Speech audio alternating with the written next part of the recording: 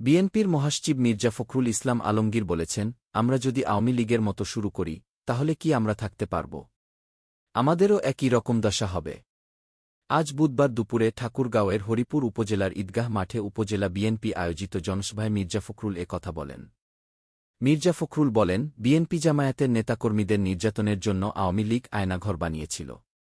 এই ভয়াবহ দানব ফ্যাসিবাদী হাসিনা সরকার ২,০০০ মানুষকে খুন করেছে। গুলিতে কারো হাত চলে গেছে, কারো পা চলে গেছে, কারো মাথার খুলি উড়ে গেছে। আজকে মুক্ত বাতাসে আমরা বাস করছি। কিন্তু মনে রাখবেন, সেই পর্যন্তই মুক্ত থাকবে যতদিন আমরা স্বাধীন রাখতে পারব। আমরা যদি আওয়ামী লীগের মতো শুরু করি, তাহলে কি আমরা থাকতে পারব?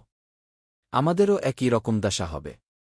বিএনপি নেতাকর্মীদের কাছে অনুরোধ, আপনার নিজেদের মানুষের কাছে নিজেকে প্রিয় বানান। কারও উপর অন্যায় অত্যাচার, নির্যাতন করবেন না।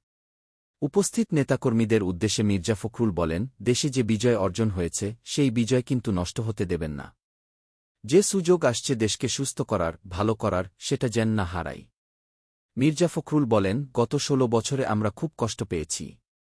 শেখ হাসিনার সরকার আমাদের নির্যাতন করেছে। বিএনপি জামায়াত করার অপরাধে আপনাদের জেলে পুরে রাখা হয়েছে। সেই অবস্থার পরিসমাপ্তি ঘটেছে। যেই হাসিনা সবচেয়ে প্রতাপশালী নেতা হয়েছিলেন, ছাত্রজনতার আন্দোলনের মাধ্যমে তাকে দেশ ছেড়ে পালিয়ে যেতে হয়েছে। সেই প্রতাপশালী শেখ হাসিনা আজ ভারতে আশ্রয় নিয়ে করুণ অবস্থার মধ্যে পড়েছেন। আর যারা আমাদের উপর জুলুম করতেন, জমি ব্যবসা নিয়ে নিতেন, তারা জেলের ভেতর চলে গেছে। ওবায়দুল কাদেরের উদ্দেশ্যে মির্জা ফখরুল বলেন, ওবায়দুল কাদের আমাকে বিদ্রূপ করে বলতেন, আমরা তো পালাব না।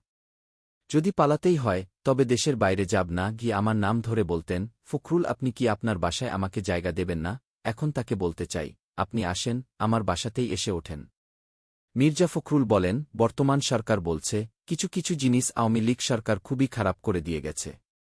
এর মধ্যে একটি হল ভোটের ব্যবস্থা। এটা ঠিক করা দরকার। সবাই যাতে ভোট দিতে পারে। যার ভোট সেই দেবে, যাকে খুশি তাকে দেবে, এমন একটা ভোটের মধ্য দিয়ে আমরা প্রতিনিধি নির্বাচন করব।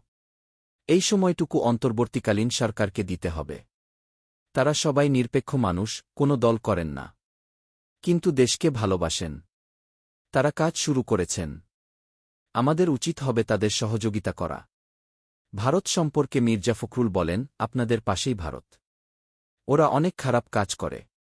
সীমান্তে আমাদের লোকজনকে গুলি করে মেরে দেয়। আমরা তাদের সঙ্গে ভালোভাবে প্রতিবেশীর মতো থাকতে চাই। কিন্তু আমাদের উপর যদি অন্যায় অত্যাচার হয়, তার প্রতিবাদ আমরা জানাব।